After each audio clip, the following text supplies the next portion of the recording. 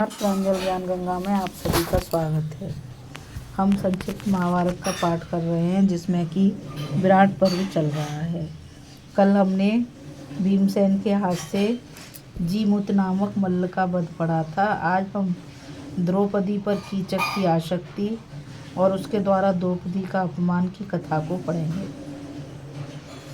वैशंपायन जी कहते हैं, राजन, पांडवों के मत्स्य नगर नरेश की राजधानी में रहते हुए 10 महीने बीत गए। यज्ञसेन कुमारी द्रौपदी, जो स्वयं स्वाभिमानी की भांति सेवा के योग्य थी, राजा के यहाँ रानी सुदेशना की शुश्रूषा करती हुई बड़े कष्ट से समय व्यतीत करती थी। जब वर्ष पूरा होने में कुछ ही समय बाकी रह गया, तब की बात है।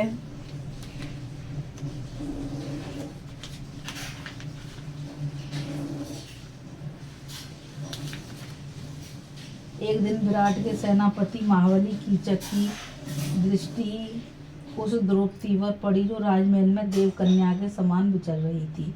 यह कीचक राजा विराट का साला था। वह शैलेंद्री को देखते ही कामबाण से पीड़ित होकर उसे चाहने लगा।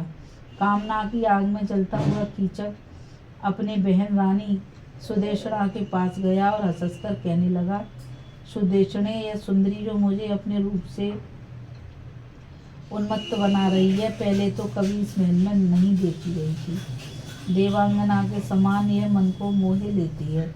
बताओ, यह कौन है, किसकी स्त्री है और कहाँ से आई है? मेरा चित्त इसके अधीन हो चुका है। अब इसकी प्राप्ति के सिवा दूसरी कोई औषधि नहीं है जो मेरे हृदय को शांति दे सके। अहो, बड़े आश्चर्य की बात है कि यह तुम्हारे यहाँ दासी ही का काम कर रही है। यह कार्य कदापि इसके योग्य नहीं है। मैं तो इसे अपनी तथा अपने सर्वस्व की स्वामिनी बनाना चाहता हूँ। इस प्रकार रानी सुदेशना से कहकर कीचक राजकुमारी द्रौपदी के पास आकर बोला, कल्याणी, तुम कौन हो, किसकी कन्या हो और कहाँ से आई हो?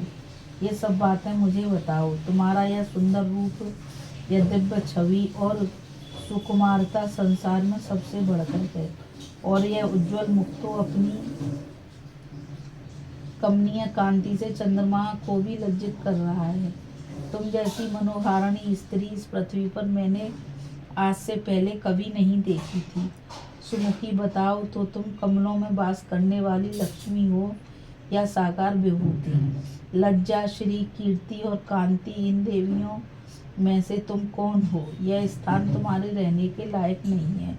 तुम सुख भोगने के योग्य हो और यहाँ कष्ट उठा रही हो। मैं तुम्हें सर्वोच्च सुख भोग समर्पण करना चाहता हूँ, स्वीकार करो। इसके बिना तुम्हारा यह रूप और सौंदर्य व्यर्थ जा रहा है। सुंदरी, यदि तुम आज्ञा दो तो मैं अपनी पहली स्त्रियों को त्याग दूं अथवा उन्हें तुम्हारी दासी बनाकर रखूं। मैं स्वयं भी सेवक के समान तुम्हारे अधीन रहूंगा। द्रौपदी ने कहा, मैं पराई स्त्री हूँ, मुझसे ऐसा कहना उचित नहीं। जगत के सभी प्राणी अपनी स्त्री से प्रेम करते हैं। तुम भी धर्म का विचार करके ऐसा ही करो। दूसरे की स्त्री की ओर कभी किसी प्रकार भी मन नहीं चलाना चाहिए। सत्पुरुषों का यह नियम होता है कि अनुचित कर्मों का सर्वथा त्याग कर देते हैं। शैलेंद्री की यह बात सुनकर कीचक बोला, सुंदरी, तुम मेरी प्रार्थना को इस तरह मत ठुकराओ। मैं तुम्हारे लिए बड़ा कष्ट पा रहा हूँ। मुझे अस्वीकार करके तुम्हें बड़ा पछतावा होगा। इस संपूर्ण राज्य पर मेरा ही शासन है। मैं किसी को भी उजाड़ने बसाने की शक्ति रखता हूँ। शारीरिक बल में भी मेरे समान इस पृथ्वी पर कोई नहीं है। मैं अपना सारा राज्य तुझ पर निछावर कर रहा हूँ। पटरानी बनो और मेरे साथ सर्वोत्तम भोग भोगो। शैलेंद्री बोली, सूतपुत्र, तू इस प्रकार मोह के फंदे में पड़कर अपनी जान ना गवा। याद रख, 5 गंधर्व मेरे पति हैं। वे बड़े भयानक हैं और सदा मेरी रक्षा करते रहते हैं।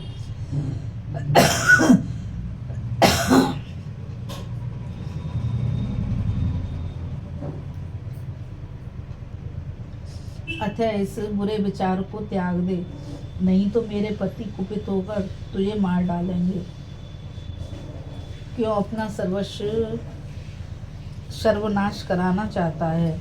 कीचक, मुझ पर कुदृष्टि डालकर तू आकाश पाताल या समुद्र में भी भागकर छिपे तो भी मेरे आकाशचारी पतियों के हाथ से जीवित नहीं बच सकता। जैसे कोई रोगी कष्ट पाकर मौत को बुलावे, उसी प्रकार तू भी कालरात्रि के समान मुझसे क्यों याचना कर रहा है।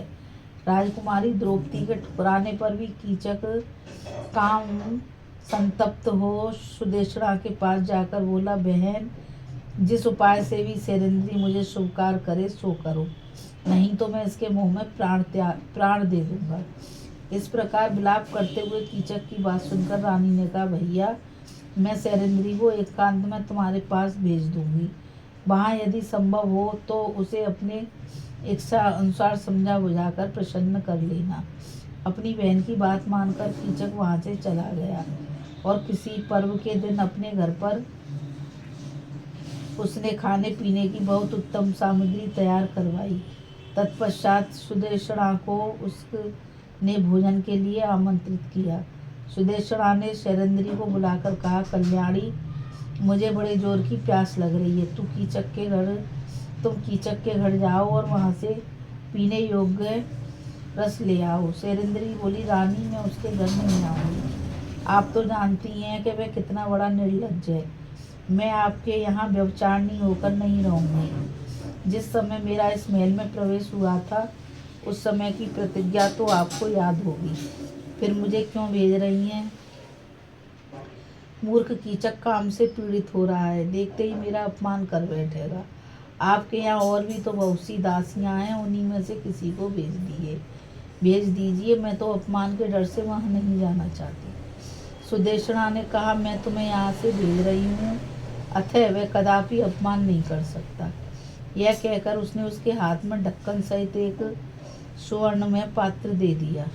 द्रौपदी उसे लेकर रोती और डरती हुई कीचक के घर की ओर चली। अपनी सतीत्व की रक्षा के लिए वे मन ही मन भगवान सूर्य की शरण में गई। सूर्य ने उसकी देखरेख के लिए गुप्त रूप से एक राक्षस भेजा, जो सब अवस्थाओं में साथ रहकर उसकी रक्षा करने लगा।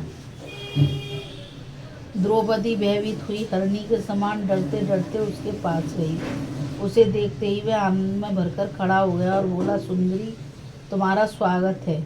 मेरे लिए आज की रात्रि का प्रभात बड़ा मंगलमय होगा। मेरी रानी, तुम मेरे घर आ गई। अब मेरा प्रिय काम करो। द्रौपदी बोली, मुझे महारानी सुदेशना ने तुम्हारे पास यह कहकर भेजा है कि शीघ्र जाकर पीने योग्य रस ले आओ। प्यास सता रही है। कीचक ने कहा, कल्याणी, उसकी मंगाई हुई चीजें दूसरी दासियां पहुंचा देंगी।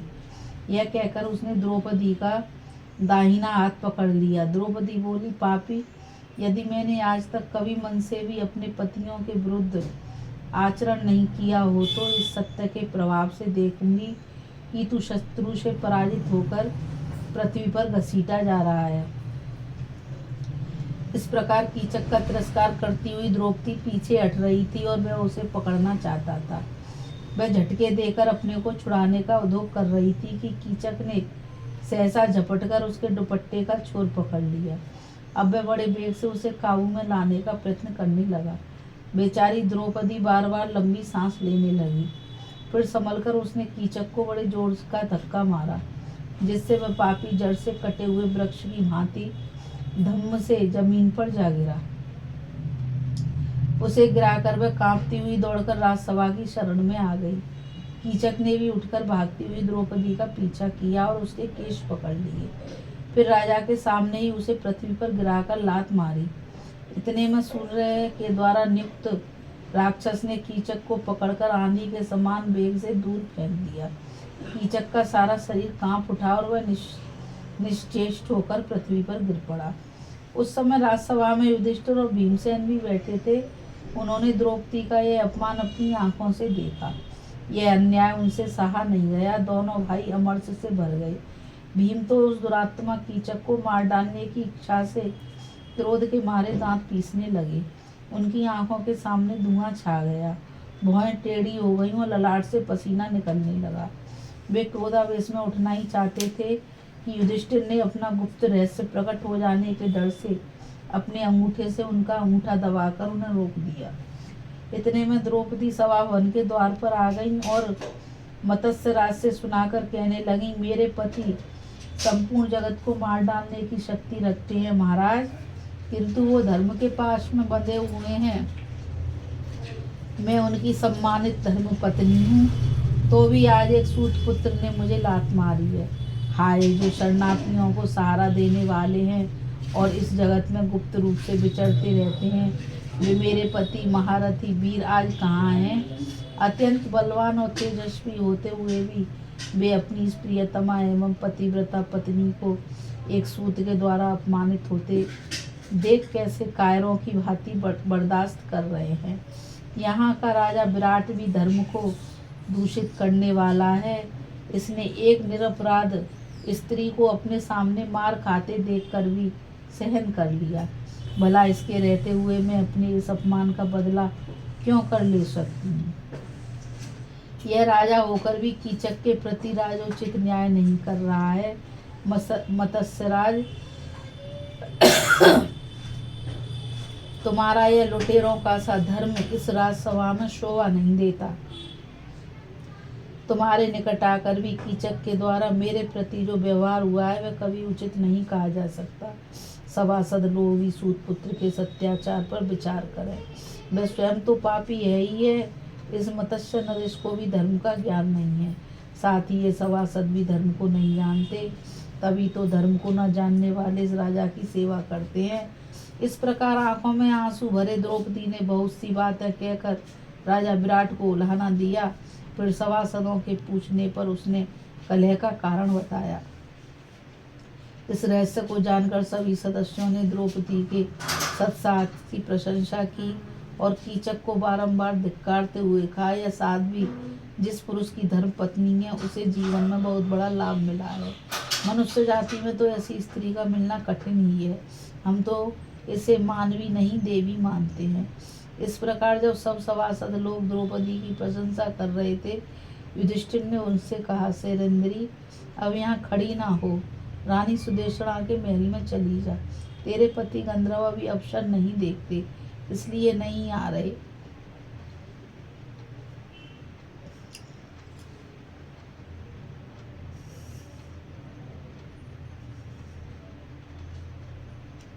वे अवश्य ही तेरा प्रिय कार्य करेंगे और जिसने तुझे कष्ट दिया है उसे नष्ट कर डालेंगे। द्रौपदी चली गई। उसके बाल खुले हुए थे और आंखें क्रोध से लाल हो रही थीं। रानी सुदेशना ने उसे रोते और आंसू बहाते देखकर पूछा, कल्याणी, तुम्हें किसने मारा है? क्यों रो रही हो? किसके भाग्य से आज सुख उठ गया है? जिसने तुम्हारा प्रिय किया है? द्रौपदी ने कहा, आज दरबार में राजा के सामने ही कीचक ने मुझे मारा है। सुदेशना बोली, सुंदरी, कीचक काम से मतवाला होकर बारंबार तुम्हारा अपमान कर रहा है। तुम्हारी राय हो तो मैं आज ही उसे मरवा डालूं। द्रौपदी ने कहा, वह जिनका अपराध कर रहा है वे ही लोग उसका वध करेंगे। अब अवश्य ही वह यमलोक की यात्रा करेगा। अभी हम कथा में द्रौपदी पर कीचक की आसक्ति और उसके द्वारा द्रौपदी का अपमान की कथा को पढ़ रहे थे। आगे कथा में हम द्रौपदी और भीमसेन की बातचीत की कथा को पढ़ेंगे। इस कथा में बस इतना ही। मुझ गीता रावत को आज्ञा दीजिए। कल फिर मिलेंगे एक नई कथा के साथ। आज इस कथा में बस इतना ही। और मैं आप सभी से यही कहना चाहूँगी कि इस चैनल को ज़्यादा से ज़्यादा लाइक, शेयर, सब्सक्राइब कीजिए ताकि यह अमूल्य ज्ञान अधिक से अधिक लोगों तक पहुँच सके। राधे राधे। जय श्री कृष्णा। नमस्कार।